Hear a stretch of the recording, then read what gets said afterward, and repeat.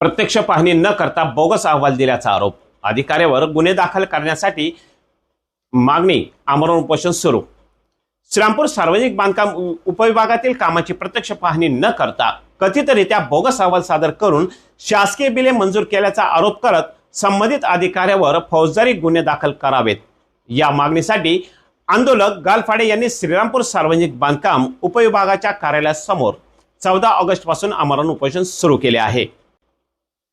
महाराष्ट्र शासन बांधकाम उपविभाग श्रीरामपूरचे उपअभियंता बापूसाहेब बी वराळे तसेच सार्वजनिक बांधकाम विभागाच्या गुणवत्ता गुणनियंत्रक उपविभाग अहिल्यानगरचे उपअभियंता संतोष बी पोद्दार यांनी प्रत्यक्ष कामाच्या ठिकाणी पाहणी न करता अहवाल सादर केल्याचा आरोप उपोषणकर्त्यांनी केला आहे।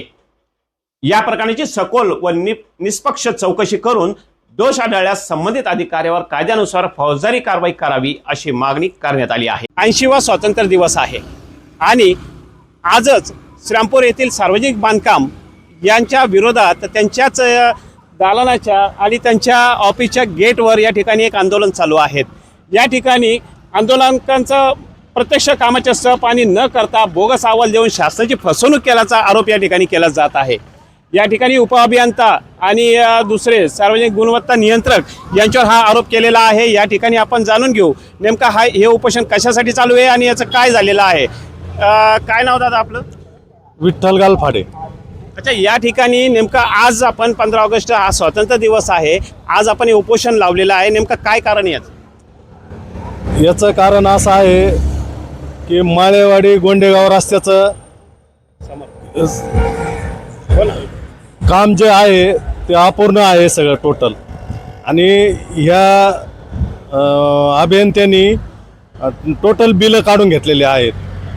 आम्ही तिथं जाऊन पाहिलं तर अतिशय काम तर नाहीच आहे, काम म्हणजे निकृष्ट दर्जाचं असं म्हणायला काही कामच केलेलं नाही, एकदम टोटल काहीच काम नाही आहे। यांनी कागदपत्री टोटल काम दाखवून यांचे बिलं बोगस बिलं काढलेले आम्हाला कळालं, म्हणून आम्ही लगेच त्यांचं उपोषण चालू केलेलं आहे 14 तारखेपासून।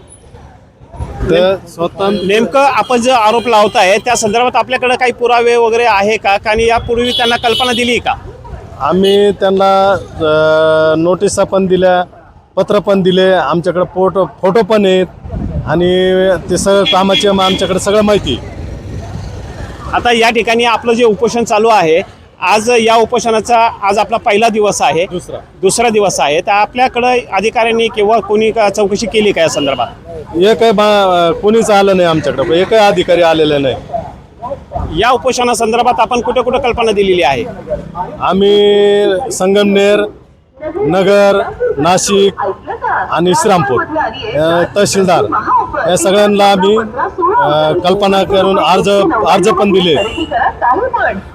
या ठिकाणी आपण पाहिलं आहे का अजून या ठिकाणी आंदोलनकर्त्यांनी आंदोलन करून देखील या ठिकाणी कोणतीही दखल घेतली जात नाहीये। तिरंगा न्यूजसाठी असलम बिनसाद, श्रीरामपूर।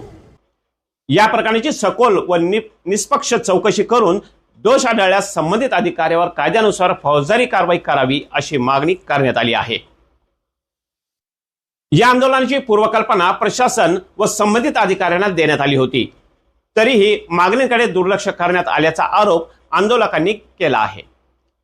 शासनाची दिशाभूल करणारे अहवाल सादर करून शासकीय निधीच्या बिलांना मंजुरी देण्यात आली असल्याची त्यांची चौकशी होणे आवश्यक असल्याचे आंदोलकांचे म्हणणे आहे। जोपर्यंत मागण्यांवर ठोस निर्णय होत नाही तोपर्यंत आमरण उपोषण सुरू ठेवण्याची भूमिका आंदोलकांनी घेतली आहे। दरम्यान संबंधित अधिकाऱ्यावरील आरोपाची अधिकृत चौकशी होऊन वस्तुस्थिती स्पष्ट होणे आवश्यक असून दोष सिद्ध झाल्यास संबंधितावर कायद्यानुसार कारवाई करावी अशी मागणी होत आहे। तिरंगा न्यूज साठी असलम बिनसाद, श्रीराम।